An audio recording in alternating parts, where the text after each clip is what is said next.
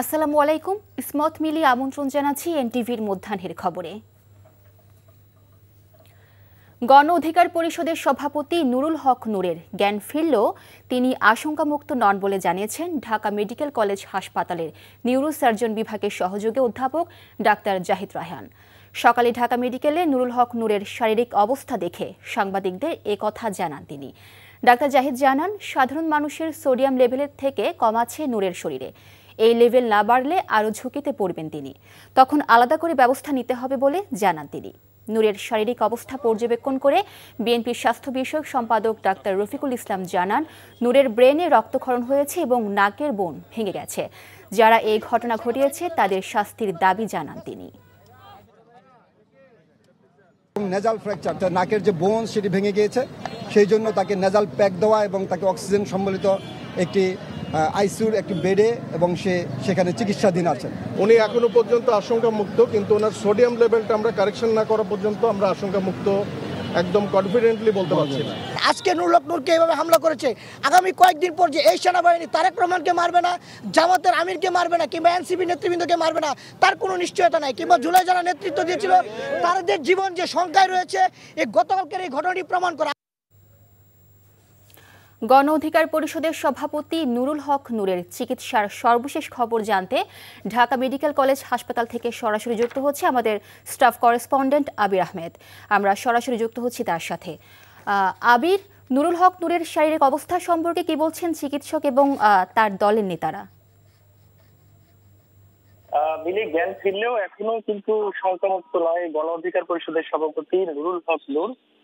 এমনটি কিন্তু জানিয়েছে কিছুক্ষণ আগেই ঢাকা মেডিকেল কলেজের নিউরোসার্জন বিভাগের সহযোগী অধ্যাপক ডক্টর জাহিদ রায়হান। এই নুরুল হক নূরের মাথায় কিন্তু পানি জমেছে এবং এই পানি যদি অপসারণ তাহলে কিন্তু তার স্বাস্থ্য আরো ঝুঁকিতে পড়বে। এবং আরেকটি বিষয় জানিয়ে রাখি, সোডিয়াম একটি সাধারণ মানুষের শরীরে সোডিয়াম লেভেল যতটুকু থাকে তার থেকে কিন্তু নূরের শরীরে সোডিয়াম লেভেল কম আছে। অর্থাৎ এই লেভেল যদি না বাড়ে তাহলে বিকল্প পথ দেখতে হবে। এবং নূরের মাথায় আরেকটি বিষয় জানিয়ে রাখি, মাথায় কিন্তু অনেক জোরে আঘাত লেগেছে, যার কারণে কিন্তু তার মস্তিষ্কে রক্তক্ষরণ হয় এবং তার যে একটি চোখে কিন্তু অনেক জোরে আঘাত লাগে, যার কারণে তিনি সেই চোখেও রক্ত জমাট বাঁধে এবং এক চোখে তিনি দেখতে পাচ্ছেন না, এমনটি জানিয়েছেন। এবং কিছুক্ষণ আগে কিন্তু এখানে বিএনপির নেতাকর্মীরা এসেছিলেন, বিএনপির স্বাস্থ্য বিষয়ক সম্পাদক ডক্টর রফিকুল ইসলাম এসেছিলেন। তিনি একই কথা বলেছেন যে সোডিয়াম লেভেল কম আছে তার শরীরে, এই লেভেল না বাড়লে কিন্তু তিনি ঝুঁকিতে পড়বে। এখন এই মুহূর্তে গণ অধিকার পরিষদের সাধারণ সম্পাদক এখানে কথা বলছেন এবং তিনিও কিন্তু আহত হয়েছেন এবং তার শারীরিক অবস্থা কিছুটা উন্নতি হওয়ার কারণে তিনি কিন্তু এখন মিডিয়ার সাথে কথা বলছেন। এখন তিনি যেটি অভিযোগ করছেন যে সেনাবাহিনী এবং আওয়ামী লীগের যারা দোসর, এমনকি তিনি অভিযোগ করছেন যে তারা নূরের উপরে পূর্ব পরিকল্পনা করে পরিকল্পিত ভাবে তার উপরে হামলা করেছে। তো ঢাকা মেডিকেল কলেজ থেকে আমার কাছে এটি ছিল সর্বশেষ। মিলি, নির্বাচন কমিশনের রোড ম্যাপ ঘোষণার মধ্য দিয়ে দেশ গণতন্ত্রের পথে এক ধাপ এগিয়েছে বলে মনে করেন বিশেষজ্ঞরা। তবে নির্বাচন সামনে রেখে রাজনৈতিক দলগুলোকে নিজেদের দাবি দেওয়া কিছুটা ছাড় দিয়ে নির্বাচনমুখী হবার পরামর্শ তাদের। তারা বলছেন, দ্বন্দ্ব বাড়িয়ে নির্বাচন বিঘ্নিত করলে সবাই ক্ষতিগ্রস্ত হবে। জানাচ্ছেন হাসান মাহমুদ। রাজনৈতিক দলের নিবন্ধন, নির্বাচনী সীমানা নির্ধারণ, ভোটার তালিকা প্রকাশ এবং জনপ্রতিনিধিত্ব অধ্যাদেশ সংশোধন সহ ২৪টি বিষয়কে সামনে রেখে আসছে রমজানের আগেই জাতীয় নির্বাচন করার রোডম্যাপ ঘোষণা করেছে নির্বাচন কমিশন। ২৪-এর গণঅভ্যুত্থান পরবর্তীতে গণতন্ত্রে উত্তরণের জন্য জাতীয় নির্বাচন অনুষ্ঠানের এই রোডম্যাপ ঘোষণাকে ইতিবাচক হিসেবে দেখছেন বিশেষজ্ঞরা। তারা বলছেন, নির্বাচনকে নির্বিঘ্ন করার দায়িত্ব সব পক্ষেরই। একটা নির্বাচন যদি আগামী ফেব্রুয়ারি মাসে করতে হয় তাহলে এটার জন্য নির্বাচন কমিশনের যে প্রস্তুতি এবং তাদের যে কার্যক্রম সেটি জনগণকে অবহিত করার জন্য আমি মনে করি এটা একটা সময়োচিত রোডম্যাপ পদক্ষেপটা হয়েছে। এক ধরনের সন্দেহ সংশয় দুই পক্ষই, রাজনৈতিক দলগুলোর সাথে, ইন্টারিম গভর্নমেন্টের কর্তা ব্যক্তিদের সাথে, আবার তাদের সাথে জনগণের। সুতরাং এরকম একটা বাস্তবতায় রোডম্যাপ হয়েছে, এটি আমরা খুব ইতিবাচকভাবে দেখছি, আমরা আশাবাদী মনে করছি। নির্বাচনকে সামনে রেখে রাজনৈতিক দলগুলোর বিভিন্ন দাবিকে দর কষাকষি হিসেবেই দেখছেন বিশেষজ্ঞরা। এ নিয়ে দলগুলোকে দ্বন্দ্ব নয়, ছাড় দেওয়ার পরামর্শ তাদের। ফ্যাসিবাদ মুক্ত এই বাংলাদেশে নতুন করে ভাববার যেই প্ল্যাটফর্ম তৈরি হয়েছে জুলাই, সেটিকে স্টেবল করতে হবে, সেটিকে মানে আইনি কাঠামোতে আনতে হবে। যেভাবে সবাই চাইছে সেই একদম হুবহু সেভাবে সমাধান হওয়াটা টাফ। সব পক্ষকে একটু ছাড় দিতে হবে। দেশের ভবিষ্যতের সাথে, প্রজন্মের স্বার্থে, আগামী দিনের সুন্দর গণতান্ত্রিক পরিবেশ আনার স্বার্থে আমরা চাই একটা নির্বাচন হতেই হবে। জামাত সহ এনসিপির পক্ষ থেকে যে মানে দাবিগুলো করা হচ্ছে, আমার ধারণা সেইগুলো রাজনৈতিক কৌশল হিসাবে বা নির্বাচন কমিশন বা সরকারকে এক ধরনের চাপে রেখে তাদের যে দাবিগুলো সেইগুলোর যতদূর সম্ভব অর্জন করা যায়। তবে নির্বাচন ঘিরে আইন শৃঙ্খলা পরিস্থিতিকে যথেষ্ট করার তাগিদ বিশেষজ্ঞদের। Hasan Mahmud, NTV news, Dhaka. ঢাকা বিশ্ববিদ্যালয় কেন্দ্রীয় ছাত্র সংসদ নির্বাচন, ডাকসু ও হল সংসদ নির্বাচনে প্রচারণায় ব্যস্ত প্রার্থীরা। শনিবারের প্রচারণার খবর জানাতে যোগ দিচ্ছেন স্টাফ করেসপন্ডেন্ট নূর হোসেন। নূর, প্রচারণায় গিয়ে কি বলছেন প্রার্থীরা?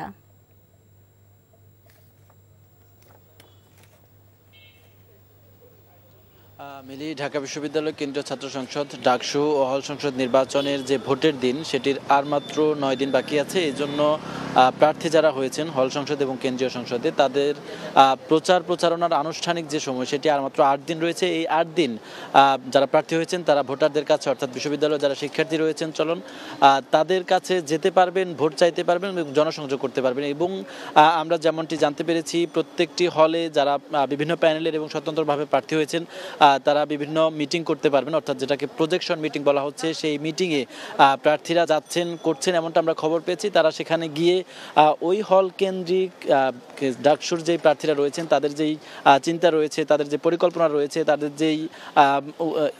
তাদের যে পরিকল্পনা রয়েছে সেগুলো তারা সেখানে গিয়ে জানাচ্ছেন এবং একই সঙ্গে তাদের কাছে ভোট চাইছেন। এছাড়া আজকে বিকেলে ঢাকা বিশ্ববিদ্যালয় কেন্দ্রীয় সংসদে বাংলাদেশ গণতান্ত্রিক ছাত্র সংসদের যেই প্যানেলটি রয়েছে, বৈষম্য বিরোধী শিক্ষার্থী সংসদ নামে যারা প্রার্থিতা করছেন, প্যানেল দিয়েছেন, তারা ইশতেহার ঘোষণা করবেন এবং তাদের ইশতেহারে বিশ্ববিদ্যালয়ের যে সমস্যাগুলো রয়েছে, যেই সংকটগুলো রয়েছে, সেগুলোকে প্রাধান্য দিয়ে ইশতেহার দেওয়া হবে, এমনটি আমরা জানতে পেরেছি। তারা বিশ্ববিদ্যালয়ের যে একাডেমিক পরিবেশের যে মানোন্নয়ন এবং বিশ্ববিদ্যালয়ের যে বাজেট, গবেষণায় যে বাজেট কম দেওয়া হয়, সেসব বিষয়কে সামনে রেখেই তারা তাদের ইশতেহার প্রণয়ন করেছেন, এমনটি আমরা জানতে পেরেছি এবং বিকেল 3টায় তারা সেটি ঘোষণা করবেন।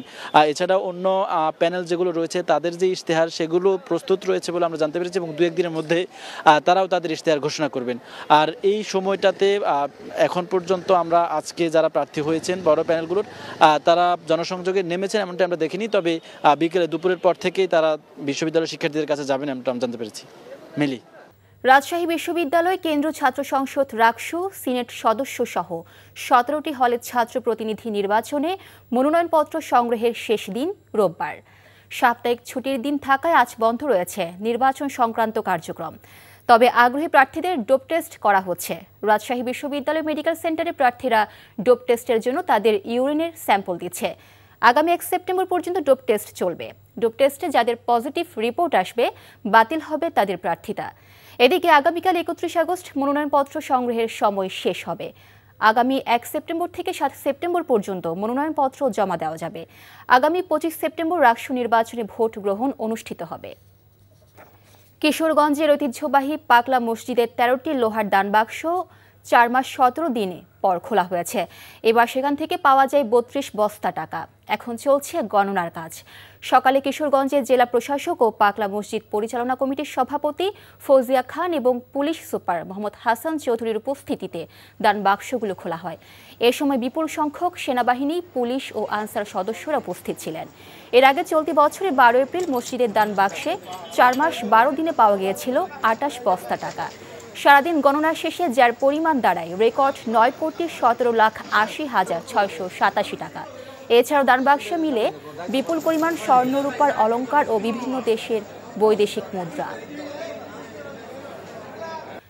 চট্টগ্রাম বন্দরের আবাসিক এলাকায় নতুন একটি কন্টেইনার ডিপো স্থাপন করছে বেসরকারি একটি কন্টেইনার কোম্পানি। বন্দর থেকে 20 কিলোমিটার দূরে অফডক নির্মাণের বাধ্যবাধকতা থাকলেও নিয়ম উপেক্ষা করে মাত্র 1 কিলোমিটারের মধ্যে নির্মাণ করছে নতুন এই টার্মিনাল। ডিপো নির্মাণ প্রকল্পের শুরুতে 10টির বেশি জলাশয় ও শতাধিক বিভিন্ন প্রজাতির গাছ কেটে সমতল করা হয়েছে।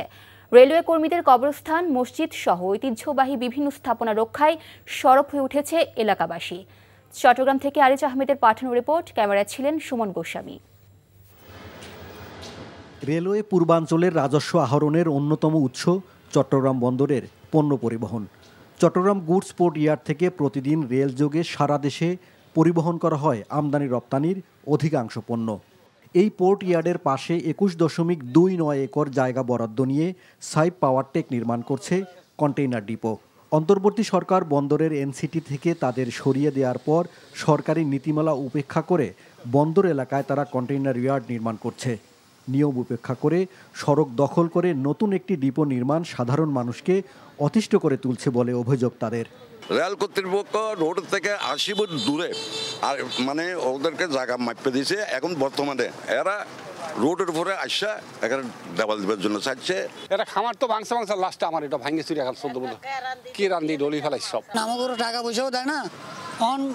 ইদারিন বর্তমানে কইতাছে যে তোমার ঘরে 1 তারিখ মতো সময় দিয়েছে, তোমরা উঠে যাবো। আমাকে যদি একটু সময় না দেয়, আমাকে যদি একটু সুযোগ না দেয়, তাহলে আমরা কিভাবে কই যাবো? আমরা গরিব গুজার মানুষ। রেলওয়ের কর্মকর্তারা জানান, রেলওয়ে ও বন্দরের আবাসিক এলাকা, স্কুল, কলেজ, হাসপাতাল, কবরস্থান ও মসজিদ ঘিরে নতুন কন্টেইনার ডিপো নির্মাণ হলে বড় ধরনের পরিবেশগত হুমকির মুখে পড়বে এলাকাটি। এখানে 15 থেকে 20,000 মানুষের বসবাস। এই এরকম একটা এলাকার মধ্যে এই ধরনের একটা কন্টেইনার ডিপো কতটুকু পরিবেশ বান্ধব এবং বাস্তবসম্মত। কর্মসংস্থান সৃষ্টি ও আমদানি রপ্তানির সুযোগ বাড়াতে এই উদ্যোগ বলে জানান কর্মকর্তারা। একটা কন্টেইনার ডিপো হবে, হাজার হাজার মানুষের কর্মসংস্থান হবে। তো এই জিনিসটা সিন্ডিকেট আনার জন্য কিছু মানুষের মানে মানুষের সাথে আমাদের দূরত্ব তৈরি করার জন্য, একটা ভেজাল তৈরি করার জন্য ওরা চেষ্টা করতেছে। ইনশাল্লাহ আমাদের সুন্দর একটা প্রজেক্ট, এই প্রজেক্টটা ইনশাল্লাহ হয়ে যাবে। অবডক নির্মাণ হলে রেলওয়ের অভ্যন্তরে রেলওয়ে ট্রেনিং সেন্টার, রেলওয়ে যান্ত্রিক বিভাগ, নিরাপত্তা বাহিনীর অফিস, পাওয়ার হাউস, হাসপাতাল, মসজিদ, স্কুল সহ নানা স্থাপনা ক্ষতিগ্রস্ত হবে বলে জানান সংশ্লিষ্টরা। NTV news desk. ময়মনসিংহ বিভাগে বিএনপির জাতীয় প্রতিনিধির সমাবেশের খবর সংগ্রহ করতে উপস্থিত আছেন আমাদের স্টাফ করেসপন্ডেন্ট ইফতেখার রেজা। আমরা সরাসরি যুক্ত হচ্ছি তার সাথে। ইফতেখার, সমাবেশের পরিস্থিতি কেমন দেখছেন এবং বিএনপির ভারপ্রাপ্ত চেয়ারম্যান তারেক রহমান কখন যুক্ত হবেন সমাবেশে?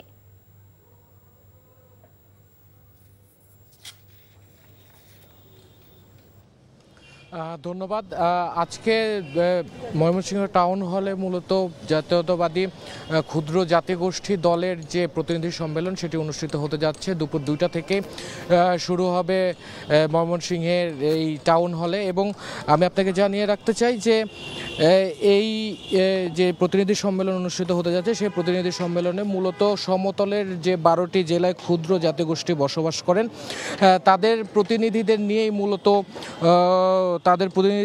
মূলত এই সম্মেলন হতে যাচ্ছে। এবং বিএনপির এই সম্মেলনের মূলত লক্ষ্য উদ্দেশ্য হচ্ছে বাংলাদেশে বসবাসরত সব জাতিগোষ্ঠীর যে মানুষের বসবাস, সেই জাতিগোষ্ঠীর মানুষকে সাথে নিয়ে বা যুক্ত করে আগামীর বাংলাদেশ গড়তে বিএনপি বদ্ধপরিকর। মূলত সেই জায়গাটি থেকেই মূলত তারা এই প্রতিনিধি সম্মেলনের আয়োজন করেছে। এবং এই প্রতিনিধি সম্মেলনে লন্ডন থেকে ভার্চুয়ালি যুক্ত হবেন দলের ভারপ্রাপ্ত চেয়ারম্যান তারেক রহমান এবং বিশেষ অতিথি হিসেবে এই প্রতিনিধি সম্মেলনে বক্তব্য রাখবেন দলের মহাসচিব মির্জা ফখরুল ইসলাম আলমগীর। এবং এটি মূলত ময়মনসিংহ উত্তর জেলা এবং দক্ষিণ জেলা কমিটি এবং মহানগরের আয়োজনে এই অনুষ্ঠানটি হচ্ছে। এবং আমি আপনাদেরকে যদি দেখাই যে ইতিমধ্যেই এই সম্মেলনের যারা আমন্ত্রিত অতিথি তারা ইতিমধ্যে আসতে শুরু করেছেন এবং আমরা জানতে পেরেছি যে এই সম্মেলন যথাসময়ে শুরু হবে এবং আগামীর বাংলাদেশ গড়তে সংযুক্তিমূলক বা সবাইকে সাথে নিয়ে এগিয়ে যাওয়ার যে প্রত্যয় বা এগিয়ে যাওয়ার যে বিষয়টি, সেই বিষয়টি নিশ্চিত করতেই মূলত বিএনপির এমন আয়োজন। তো এই ছিল ময়মনসিংহ টাউন হল থেকে সর্বশেষ তথ্য। ময়মনসিংহ থেকে বিএনপির জাতীয় প্রতিনিধির সমাবেশের খবর জানাচ্ছিলেন ইফতেখার রেজা। এই ছিল মধ্যাহ্নের খবরে। এই খবরের ভিডিও শো আপডেট জানতে ভিজিট করুন এনটিভি অনলাইন www.ntvbt.com। এছাড়াও এনটিভির জনপ্রিয় সব অনুষ্ঠান ও খবরের আপডেট জানতে ভিজিট করুন আমাদের ইউটিউব ও ভেরিফাইড ফেসবুক পেজে। 2টায় দুপুরের খবর দেখার আমন্ত্রণ রইল। ধন্যবাদ সবাইকে।